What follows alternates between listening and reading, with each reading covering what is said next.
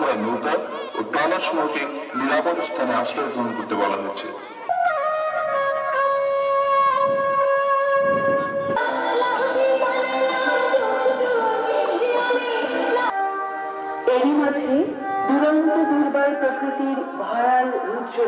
চট্টগ্রাম কক্সবাজার উপকূলত আবহাওয়া অধিদপ্তর 10 নম্বর মহাবিপদ সংকেত জারি করেছে।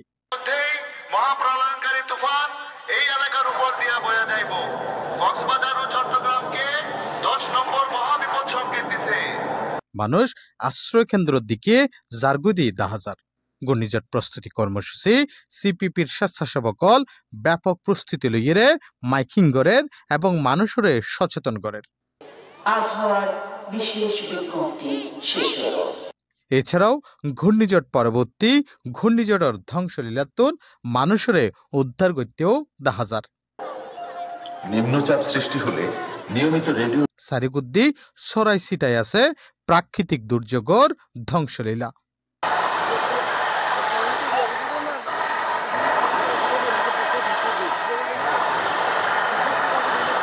ইন্ডিকাকান চিত্র দেখা গিয়ে পেকুয়া বালিকা উচ্চ বিদ্যালয়ের মাঠত ঘূর্ণিঝড় প্রস্তুতি কর্মসূচি সিপিপির আয়োজনে ইন্ডিকাকান মাঠ মহড়া প্রতিষ্ঠিত হয়ে সোমবার বিয়েলা যেডে পেকুয়া সদর ইউনিয়ন সিপিপির স্বেচ্ছাসেবকল অংশ লইয়ে।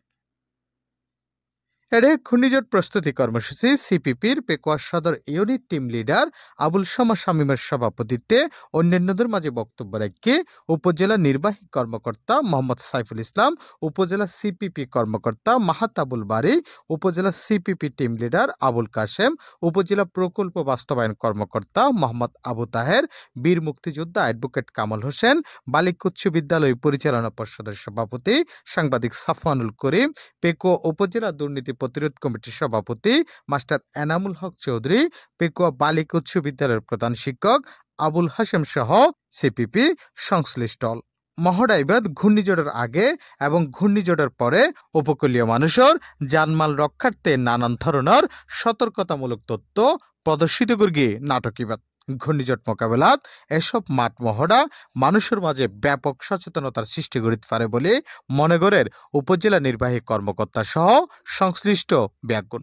আমি যদি বুঝতে পারতাম যে এই অনুষ্ঠানটি এরকম গোছানো, আপনারা একজন মনে হচ্ছিল সবাই প্রফেশনাল অভিনেতা অভিনেত্রী, আমি যদি এটা আগে বুঝতে পারতাম, আমি বাজারে বিভিন্ন জায়গায় মাইকিং করে ফেসবুকে স্ট্যাটাস দিয়ে জনসাধারণকে এখানে আসার জন্য উদ্বুদ্ধ করতাম।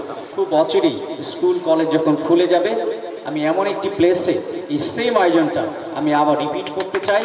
আমি মানুষকে দেখাতে চাই যে কিভাবে আমাদেরকে সচেতন হতে হবে, একই সাথে আপনাদের যে অভিনয় গুণ এইটাও মানুষের সামনে উপস্থাপন করতে চাই। 91 পরবর্তী পর্যায়ে যে সমস্ত ঘূর্ণিঝড়গুলো আমরা মোকাবেলা করেছি, 91 আমরা তুলনামূলক হারে মৃত্যুর হারটা আমরা অনেক কমে আনতে সক্ষম হয়েছি।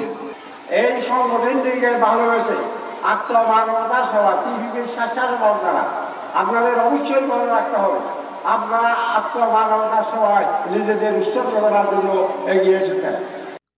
FM Suman, C+, Pekua, Cox's Bazar.